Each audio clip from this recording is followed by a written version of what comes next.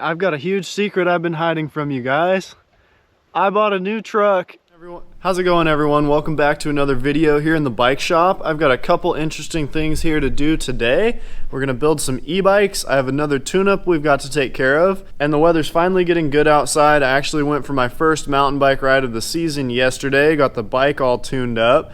I plan on bringing some riding videos to you guys here shortly. I've also got one real interesting surprise for the end of this video, so make sure you stick around to see that. But without further ado, let's get into today's projects. I actually ordered this e-bike for a lady about a week ago. It's an Aventon level 3, and she just wants to do some around town commuting. She's thinking about going from work and back. She has some really steep hills by her house and that are gonna require a lot more torque, so that's why instead of going with Aventon's smaller bike, she ended up going with the level. It's got a little bit more power to get up those hills and whatnot, and it's going to get about 60 miles-ish of range. But without further ado, I think we're going to get this one built up for her, and then I'm going to give her a call and tell her it's ready to go. Since they actually put these clever little plastic clips on the bottom, just pop the clip out, pull it out like that, and there's 4 of those.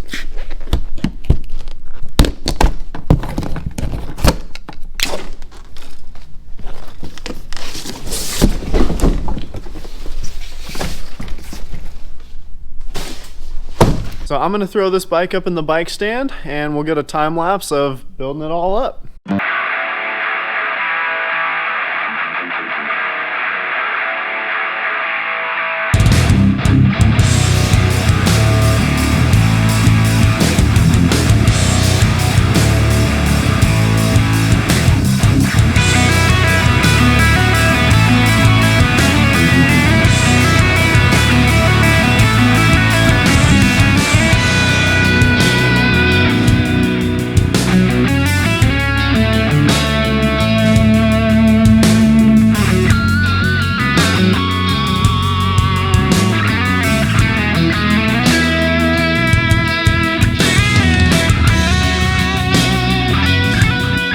Alright, so I've got the shifters all flushed out on this guy. Everything's working good. I've just got the brakes adjusted as well. Trued the wheels. I washed the whole bike down, got it all nice and clean. I'm still having one problem though, and that problem is with this derailleur. I think the derailleur is either getting real tired, maybe the return spring's starting to get tired on it, or something is wrong. I just straightened the hanger, but it still doesn't want to get down into this smallest ring there in the back. Every other gear shift's fine, but not when it wants to drop down to that small ring. I have the limit screw backed all the way out. I'm going to try right now to reconnect the cable, maybe put a little bit more lubrication on these housings, and see if I can get it to drop. If not, I'm going to have to work with this derailleur a little bit more and try to see if I can revive that spring, because I don't know if I'm able to get this derailleur right at the moment. I think they are sold out, but we'll keep you guys updated. Alright guys, I got it all figured out. It turns out the cable tension was a little bit off and that derailleur hanger fixed. I got the hanger nice and straight, so that derailleur is going to be all set and good to go. Now that that bike's all tuned up and ready to go, I wanted to show you guys another bike that just came in. I think you'll find this real funny. Check this out. I am pretty sure the crank arm is not supposed to look like that. If you can see, this crank is actually folded all the way in half. Of course, that's what happens when you run over an e-bike with your 2500 truck.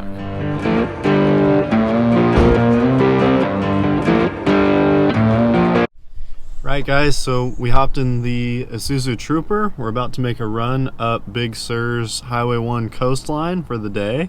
This will be the second part of the video, and then in the last part, which will be actually tomorrow, going to show you guys a new JDM vehicle that I'm picking up.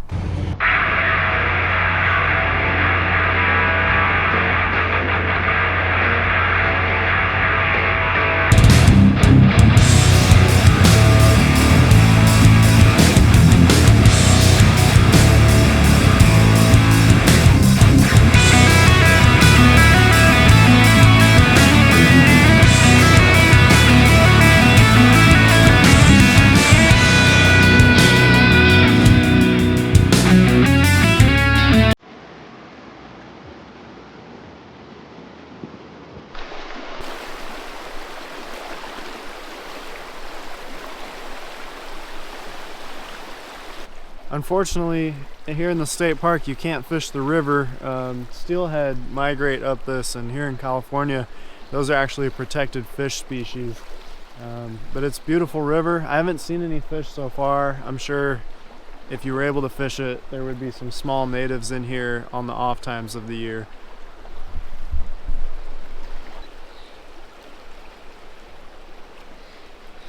One thing that Big Sur is famous for, and most of California, is a plant called poison oak. Poison oak actually grows in 3 leaves, and the saying around here is 3 leaves, let it be. And let me show you what that plant actually looks like. So as you can see here, we've got some native poison oak. It's super green right now because we're coming into springtime. And even though this entire section isn't green, the roots are all still poison oak. If you were to go tromping through this section in front of me, you'd be in for probably over a month of serious itching. It depends on the person. Some people don't get poison oak as bad as others. I know myself, I get it real bad, so I try to wear long sleeves or stay out of it. It wants to get me. It's blowing in the wind.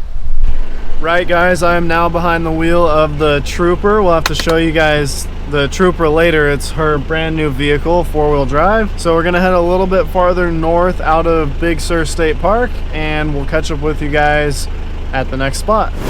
We stopped in the park to have some lunch and kind of just go on a little walk and stuff, and now we're gonna head to the Calla Lilies. Now I've never been to the Calla Lilies before, so I'm not too sure exactly how to get there. So this is all just, we're just gonna kind of see where the Trooper takes us. So it's a beautiful day today. It's a little overcast, but it's okay, I don't mind. I'm just happy to be here. Look for us.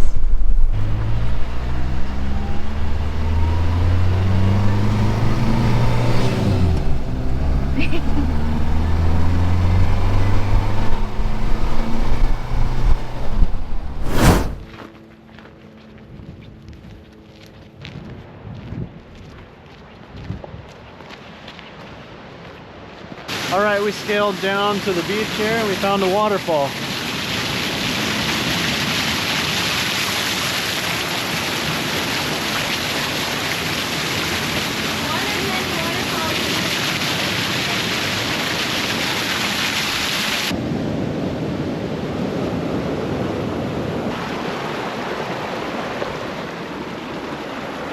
All right, we pulled the Trooper over here on the side of the road. Sydney's taking some pictures of the cattle out there with the ocean in the background. The mountain back there is actually home to the Big Sur Lighthouse. And on the other side of that mountain, there was actually a shipwreck many years ago. I don't remember the name, but I'll put it here on the screen. And they say that that lighthouse is super haunted. It was actually on an episode of Ghost Adventures. Weird, interesting fact about Big Sur that you wouldn't really know because it's just hiding up there in the fog. I'd love to take a tour of that lighthouse because they do offer them, and maybe we'll get a video of that. Let me know.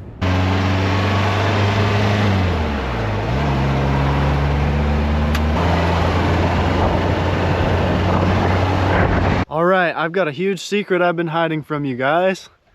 I bought a new truck. All right, as you guys can see here behind me, I just bought a 1984 70 Series Land Cruiser.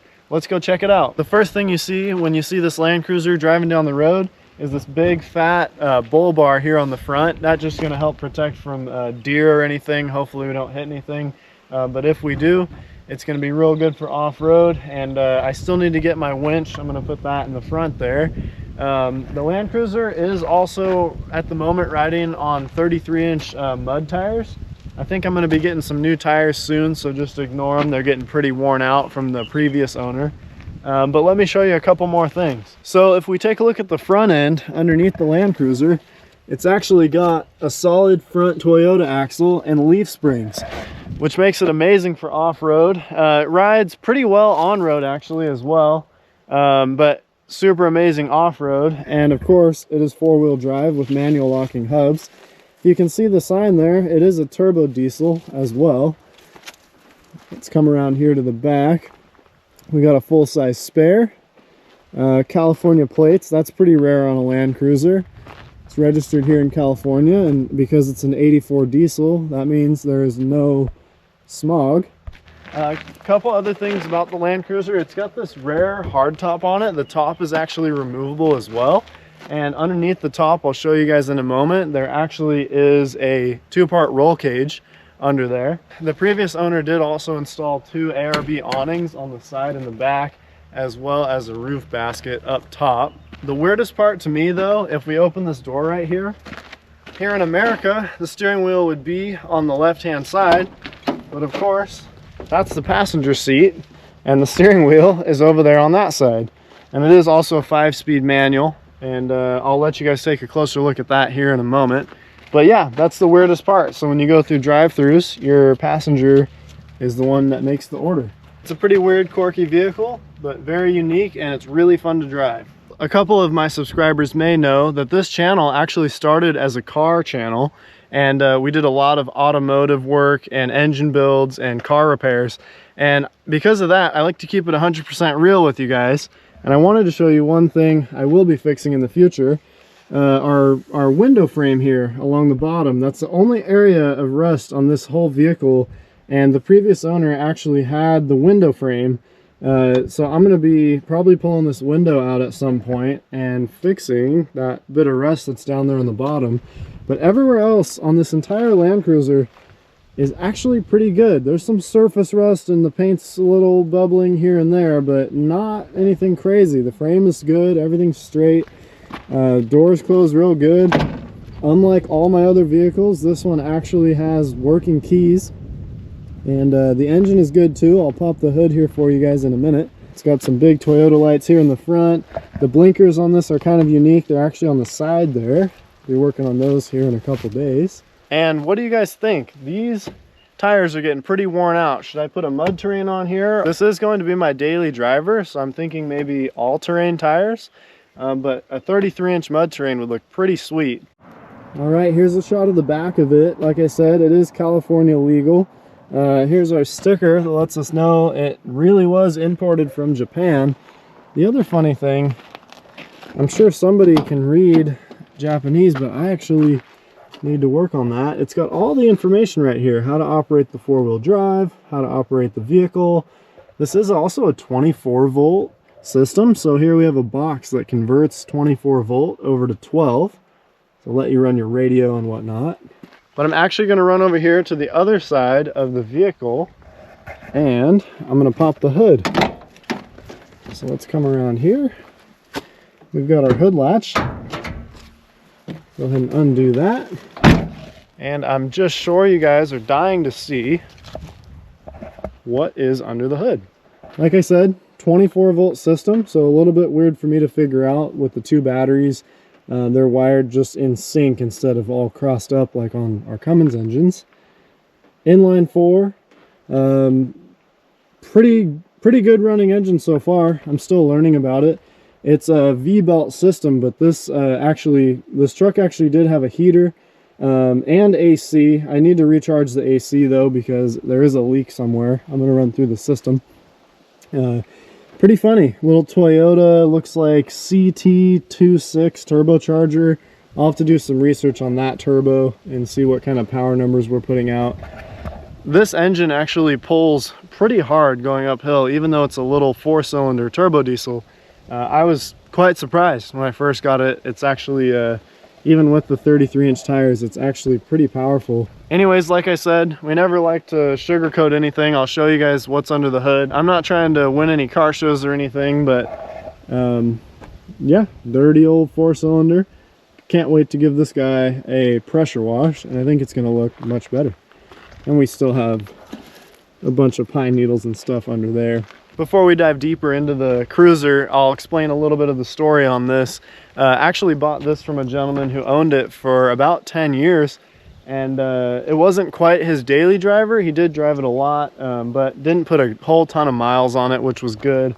This is actually going to be my daily driver here in California, which I think is pretty rare. A lot of these I've seen are registered out of state. A lot of them weren't able to pass the California emissions. But this is great. This thing has a California title, California plates. It's all legit. And that to me makes it worth a lot, and you don't have to smog this vehicle as well, like I mentioned before. That's pretty much everything technical about it. I think the last thing I might do for you guys, I'll show you what's hiding in the back there. So to start off, we got this real burly 2-inch tow hitch, which I thought was absolutely sweet when I got this guy. It does also have the trailer lights plug in. And unlike all my other rigs, this thing already had a camping drawer in it when I bought it, which saves so much money and time. And it's a real industrial drawer, as you guys can see. And you're looking at about 3.5, 4 feet wide on that. The whole drawer is carpeted, and then it's pretty sick. You actually do have the factory retention screen, so when you're off-roading, nothing can fly forward and hit you. So that is a huge problem when you're off-road. That thing's got a lock on it. Everything's closes super good. The old owner was nice enough, hooked us up with a new to us starting device. There's also some oil here and some coolant. He really filled us in. I got a factory blinker setup there, which I might take a look at later this afternoon.